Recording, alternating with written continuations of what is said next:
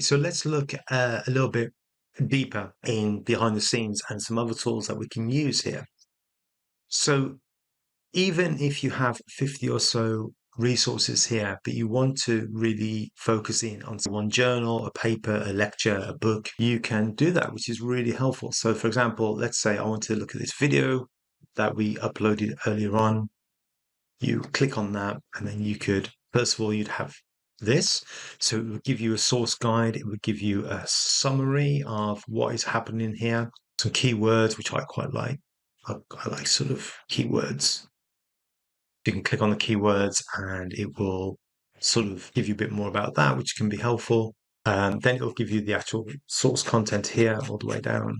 But I quite like the fact you can have a summary. So again, you get sort of an academic paper. You can just have a very brief overview of that. So at the moment, this is just any response I get is just from this one book. So again, you can really go into a particular source. So you can ask questions. I couldn't think of a better question. But what we can do here is look at how this particular author or this particular lecture will answer a very specific question. And you can see that it's given you the references and stuff there. So we can refresh that. Now, I haven't talked much about the podcast option here. We're going to look a lot further at that later. But again, what you can do is generate, and I've done this before, and it's really helpful. You can generate a generic overview of the particular source. So it will just give you what's going on there.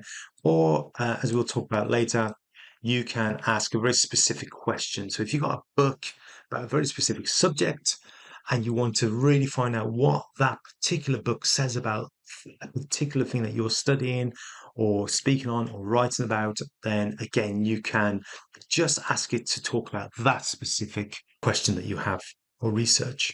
And we've got, again, we can look at, I don't think timeline will necessarily work with this lecture, but we'll look at that. Briefing document can obviously be helpful for your specific source as well. Study guide, what I find helpful for that is that it will ask you questions about the source or the subject, and that can be a helpful prompt just for you personally to understand. Maybe the frequently asked questions won't be helpful within this, but we'll see.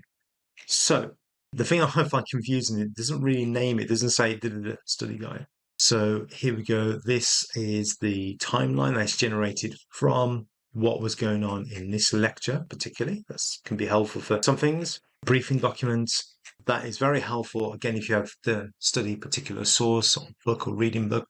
Study guide, again, it's helpful for just asking you questions, prompting you. I like that sometimes. And finally, it's just general notes. Now, one cool thing that you can do here, if you particularly like the response that's being given, you can convert it to a source. Now, that's quite helpful for some things. So if we take that off and we just focus on this, then now it's only asking questions of a generated source from there. So again, you can go really, really deep down into a subject or a paper or a book. So that's some of the tips and tricks of that, and that can be quite helpful as well.